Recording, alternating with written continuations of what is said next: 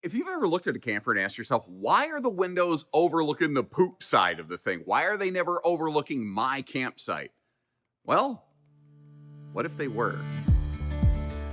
Hello, everybody. Josh RV Nerd with Bish's RV. Welcome down to Grand Design. I don't know what time you're watching this, but it's currently very early in the morning. You can't tell because the light's in here, but my brain is not braining yet. I need to go get caffeinated. Anyway, if you have been watching this channel or just RVs in general for a while, this floor plan might look a little bit familiar to you, but it's exclusive almost completely here to the Grand Design Transcend series. This used to be called the 260 RBS Transcend. They have since split the Transcend family into both Transcend Big Brother and Xplor, where we're at today, which is where this floor plan exists. But it's essentially the same thing that we've seen. What's brilliant about this is they basically did what a lot of people ask for all the time. They flipped the floor plan so that the kitchen is in the slide and the windows and the seating are on the door side. The trick with that is the one thing you can't flip in a floor plan is the entry door. So as a result, they had to extend the RV a little bit to maintain enough wall space for that entry door. And what they did here is basically, if you look at what's in this slide out, it's essentially the same orientation, setup, etc., of like a big fifth wheel kitchen and entertainment slide. Like if you got up into a Reflection 337 fifth wheel, it's the same kitchen and entertainment slide essentially that you have in here. But the campsite of the RV doesn't have any slides. It has maximized window coverage from the bedroom to the door to everything over the seating so that you have an amazing view of your campsite. And with no slides on the campsite side, you have maximum campsite potential. And one of the other things that's kind of crazy on this is the fact that with the slide closed, you can still fully navigate and fully use the RV. You literally don't even have to put the slide out to have 100% function of this floor plan. Now, like anything, it's got some hitches and it's giddy up too. And I'm going to try to point out the highs with the lows. And if you appreciate that candid, fair approach, hit that subscribe button. And let's go. And I don't normally start right outside like this, but I think I really want to focus on the fact that they did the thing that so many people ask for all the time. They put the windows on the campsite of the RV. And again, there's a reason a lot of manufacturers don't do it, because you have to build the RV longer. And this is going to sound insane, but I've been doing this for a long time. Something I've learned is on a camper like this, every foot you add to the RV is probably a solid $1,000 that you've added to the RV. Well, that's enough that somebody might say, well, I'll buy that other one instead of this one. And if an RV is longer, it's typically heavier, and it's typically more of a concern for towing. So most manufacturers just don't expose themselves to that risk. They don't put the windows over on the campsite of the RV, and their RV is potentially less scary for towing and less expensive. And those are very positive qualities that sell a lot of campers. But if you understand those things and you understand what they're doing, it kind of makes it easier to digest, I've found. Now, up top here, you can see, obviously, the central air. One of the things I see people have happen, this is a little pro tip from your Uncle Josh right here, and it's there's multiple air conditioners that will do this. You see these little fins that can open up. I'll see a lot of people say, I cannot keep my bedroom or bathroom cold in my camper. And you look at a picture of their RV and these fins are all open. You need to close those to push the air through your central ducting. A lot of people don't know that because they don't know, they didn't grow up with campers. They don't know that those are a thing. You know what I mean? So hopefully that helps somebody out there. I don't know. Now, one of the other benefits of stick and tin campers that never seems to get a lot of attention until you point it out is look where the power outlets can be located in a stick and tin camper. Because the walls are not one solid, laminated, glued together, pressed together chunk, they can put power outlets anywhere they want to. Very similar to like your house. So it makes your power solutions more effective in this. Now, speaking of power solutions, you notice how that recliner is halfway open? It's not because it's broken. They actually have this outfitted with a power theater seat, which Frank, I'm not aware personally of any other stick-built, quote, price-sensitive camper that provides you with a power theater recliner first and foremost. One of the nice things about power recliners is like you can sort of hit that sweet spot where like you don't want your legs all the way up, but you don't want your legs down. you can just relieve that pressure. You can feel the blood flow start to return to your legs, It's just a nice, comfortable experience with those things. Um, and you've got them here at a more basic camper. Now there's a hide to bed swaption if that would be your preference, if you want to maximize sleeping in here, but you do always have the dinette for a guest sleeper, albeit a small one, so kind of keep that in mind. Actually, let me I kind of gave you a look at it. Let me actually sit right over here at the theater seat to give you a view of the entertainment center. Now, one thing to kind of consider, this floor plan is very entertainment friendly, but it doesn't actually include a television. Now, if the only thing you need to go RVing is a television added to this, give our team a call. We we can handle that. That's not a big deal. If you want a wall moved, guys, we got the wrong camper. You just want us to put a TV in something? That's easy. Just don't let that twist your head around. Here's another interesting thing I think. I'm going to give you a little bit of a view from the theater seat. And I don't use fisheye wide angle lens. By the way, I'm sitting in the right hand theater seat in case anybody is kind of curious about that. But you might look at this and say, yeah, but what good are all those campsite windows if they're all behind me when I'm sitting in my seating? Because when you sit down in the RV, the only thing that you're directly looking at is a lot of cabinetry. So that's kind of the hiccup. If you want to be able to look straight out the windows, what's the solution? Because you got to have a kitchen somewhere. You know what I mean? The only way that you can end up looking straight out the windows from your seating is essentially if the RV's extremely long and has multiple opposing slide outs. So it's not exactly possible essentially in this kind of layout. Now, rear kitchen campers can sometimes get away with that because they get the kitchen out of the slide, but rear kitchen campers won't have the travel friendly functions that this typically will, at least in an equivalent size. When you're in that 23 to 26 foot rear kitchen, yeah, you can get some straight cross breeze viewing from your windows. But when you are in something in this 31, 32 foot range, the layouts aren't conducive to that as easily. So there you go. This bathroom doesn't suck either. I almost wonder if they couldn't have made the RV a little bit shorter and trim out some of this bathroom, but I really actually do like the big bathroom. Look at the counter space on this thing.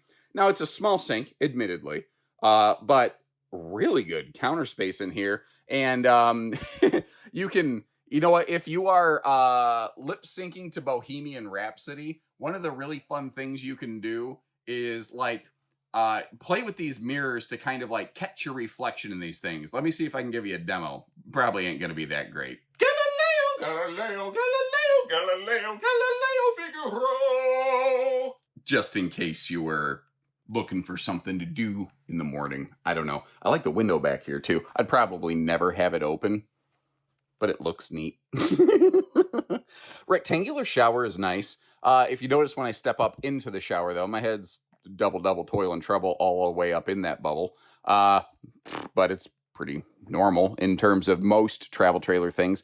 Now, the open face linen cabinets I don't really like. I don't mind them when they're thin. This is getting wide enough that sometimes I wonder if stuff might fall out of there. Now, if all you really have in here is towels, it's probably going to be fine. But if you want to actually put toiletries and stuff in there, I could see that stuff jiggling around in transit. You're going to find a way that you really need to secure that. By the way, the shower curtain's kind of hiding it, but you have a heat vent back there built under the shower. So maybe you have warm feet in the shower. I don't know. The toilet looks like it's in a funny position right now, but when I sat on it, it was perfectly fine. It actually did a really nice job overall, I think. Where do we want to go from here? I tell you what, we've kind of had a little bit of a peek at the whole camper. Let's get into all our storage spaces. I've got kind of mixed emotions on this one. What's your opinion on this? I don't ever like the idea of deleting storage. I think there's never anything wrong with more storage. I think we're going to see in a minute here, though, this RV already has plenty of storage, but the cabinet overhead forced them to use a little bit smaller window. So do you prefer the cabinet and the smaller window, plus the big window over the dinette? Or what would you think if it just had two of these monster windows, but you'd have to get rid of that cabinet? No wrong answers. If you're willing, leave me a little comment. I don't know. Let's compare and share some notes down here. Just in case you're curious. You do have a little bit of storage in that middle armrest. Now, obviously, that's a population control theater seat, but the thing that a lot of people don't realize is the middle console and the two power end recliners are actually three separate pieces that just hook together. So if you don't want that middle armrest in there, you could actually either remove it or you could rearrange the sofa to maybe put it off to one side, depending on what you wanted to do. Now, they don't offer electric space heating fireplaces on this, but what's interesting is as a result, you see how deep that is? Fireplaces in campers, well, electric heaters that we call fireplaces, they're cool. Well, no, actually, they're the opposite of that, but you get what I mean. They're neat. But they usually waste potential storage capacity unless a manufacturer does some kind of cutesy little pull-out fireplace drawer thing, so you don't have that happening here. Now, they had a bit of a challenge here in this kitchen slide area because if you look at this, the stovetop, the 3-burner stovetop is all the way to the left. So if you're a lefty, it's a little bit annoying.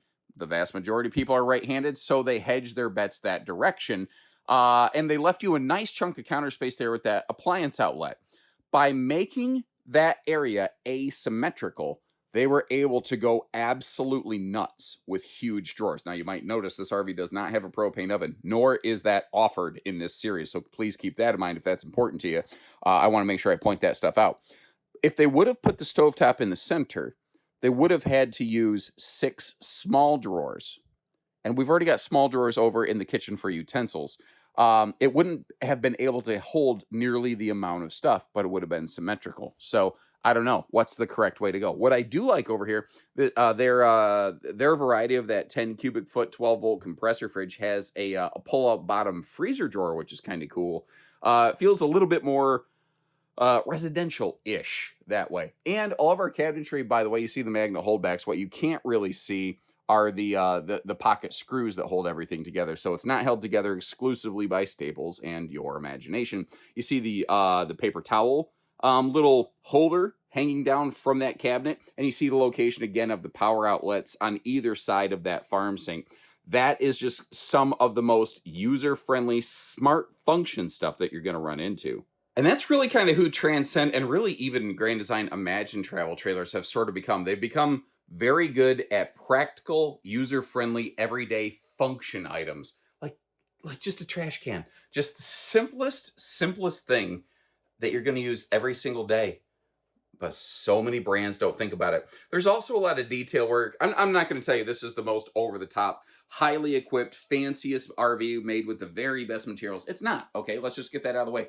But like, they took the time where they cut that board right there to build the dinette. They took the time to stain the top of it. Even though most of the time it's going to be covered up and you're not going to see it, they still took the time to do that. Those are the little indicators I look for, like how detail-oriented, how caring, in a sense, is a brand. Now, the dinette can absolutely fold down into a sleeper, but I wanted you to see that there is some storage down there. This right-hand bench that we're looking at, that's where your water heater is located, and I think the water pump might be over here. There's your freshwater fill intake line is located under that bench, and then there's some other stuff. There's some wiring down there, so I think it's probably the pump. And sometimes it doesn't even have to be fancy. Again, like a wastebasket, a place to put paper towels, not the most amazing things to talk about in the world. But the fact that they realize that you're going to walk in the door and want to hang up a jacket or a dog leash or a fly swatter.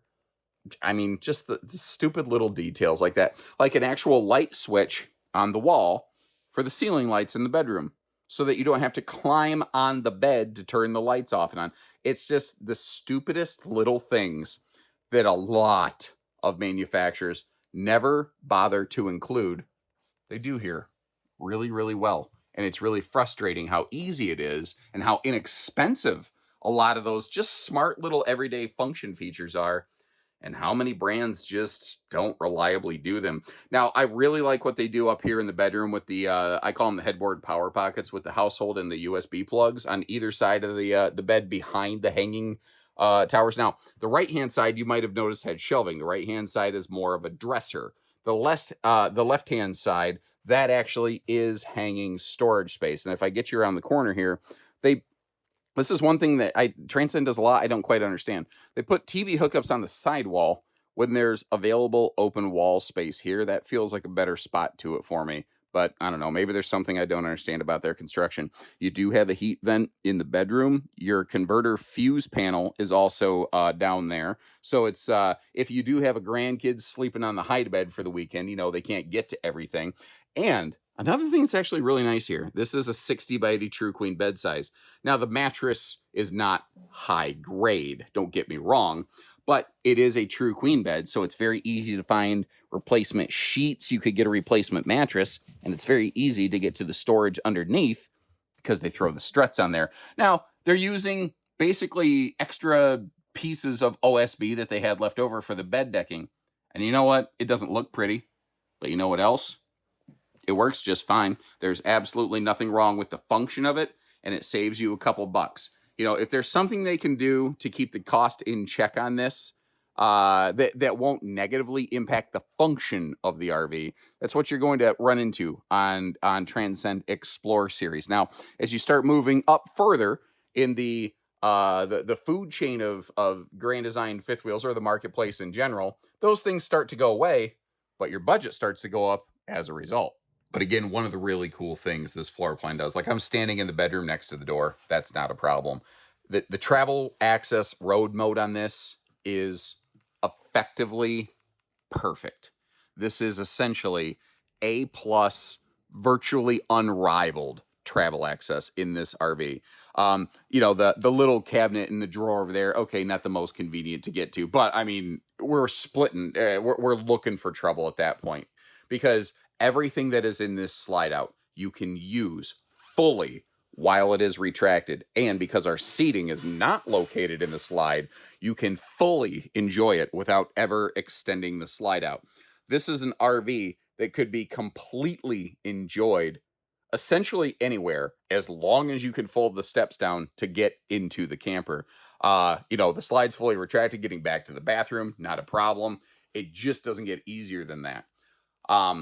If they made a no slide version of this, it would be very interesting to me. Like, is that something you'd be curious about? And if you like how we close the slides for you and show you around all this and like all the storage, do me a favor if you're new here. Hit that subscribe button and know that we take a lot of extra time and effort to put this stuff together for you. So that, before you buy a camper, you have the best idea of what you're looking at. But this travel access right here, something that most of the 26 rear bath travel trailers out there, usually you either lose the bedroom or the bathroom in transit. You don't give up a thing in this one.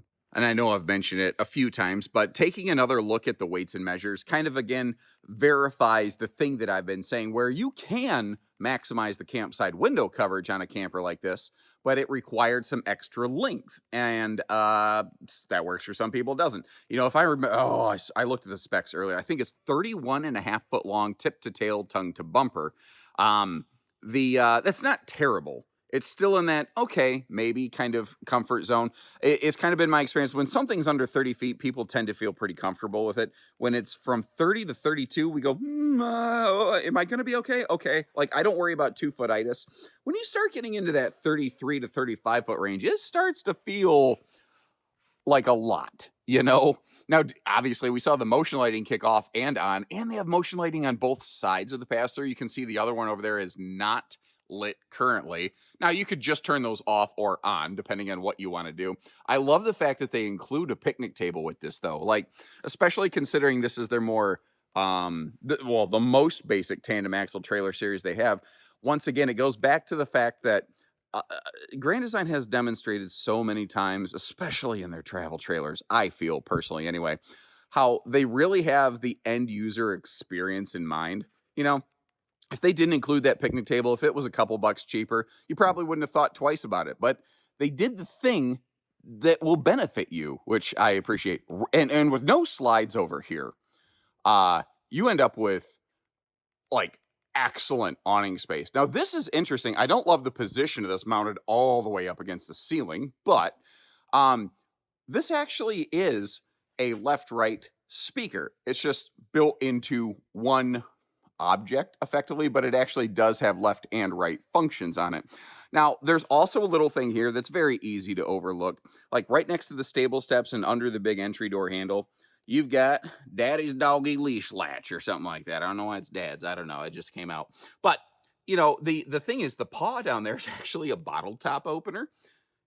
Here's the thing though. Not some people are like, I don't camp with pets. Big deal. You know what if you drive around a campground, if you start looking right next to entry doors, a lot of people will like take a Walmart bag, from your groceries and tie it either like on the entry door handle or something. That little leash latch is actually a really handy way to just have a cheap plastic bag outside to handle your picnic garbage so that you're doing your part to leave no trace. And it's kind of funny how multifunctional a lot of things on this RV are. They don't always have the obvious function you were thinking, but they provide a lot of long-term feature and benefit. Couple things here down at the ground level. One of the more easy access spare tires. Some people dislike bumper mounted spares. You could always take it off, but God forbid you do have a flat tire and you're pulled on the side of the highway. This is the easiest location to access that tire to swap the tire out. If it's under the tongue, if it's in a compartment, that sometimes can be a little bit tricky. Now on the back here, up top, we've got this. This is your black tank flush, but this right here is also your sprayer port. Am I? Okay, there we go. It's just really stuck on there. Good job, guys. Yeah, well done. We don't got to worry about that flying open going down the road. Now, up top, you have prep for roof ladder to get up to the walkable roof and a camera. But frankly, you can put cameras on any camper, and it's basically requires the exact same effort for the most part. Like this RV isn't quote prepped for side view cameras. You can put them on. You can absolutely put side view cameras on this. There's kits that make that happen. Now, good news, bad news. Good news. Let me get you over here. This is a rack and pinion slide. I think sometimes when you see a more shallow kitchen entertainment slide, a lot of times manufacturers will start to use like Schwintek systems or something. They stuck with rack and pinion here so that it can handle the big heavy weights and long-term usage. That's a nice little peace of mind thing to find. The other thing is down here. That's the good news. Here's potentially bad news, depending on how you feel about it. This is a two-headed sewer monster. In the back of this camper, we have your bathroom black and gray outlet, whereas in the front of the slide, we have our kitchen gray outlet. That's one of the reasons, Mr. Garrett, if you could put our capacities back up on the bottom of the screen there. This RV it looks like a really aggressive gray tank capacity because it actually has two gray tanks. Now, you might notice how that underbelly is enclosed on here, which is nice. And we pretty much have an enclosed, basic, but enclosed docking center.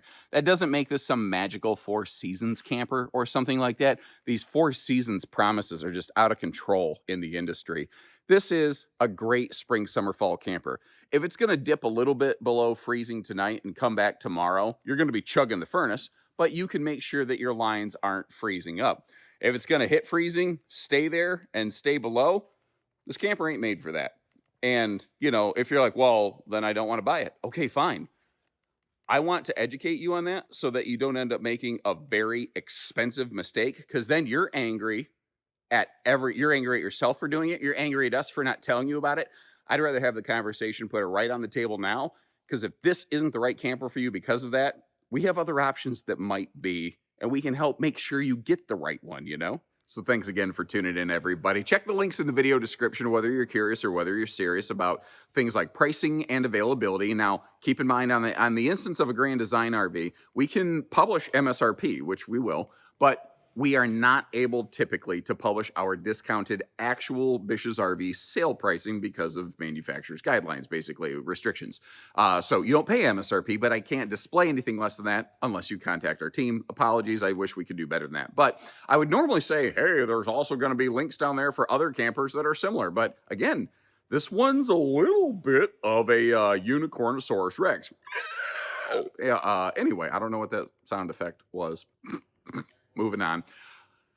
I'll see if I can dig up maybe another stick and tin rear bath, private front bedroom kind of couples camper, but it's going to be one that doesn't have all the windows on the campsite, but it'll be a little bit shorter, might be a little lighter, might be a little less expensive as a result, but better? I don't know. That's for you to decide, not me. I'm not the authority on that. So leave me a note. Let me know what you think about this one. And if you like how we just try to shoot you straight, hit that subscribe button. maybe we'll see you again. So take care, stay safe, have fun, and happy camping, everyone.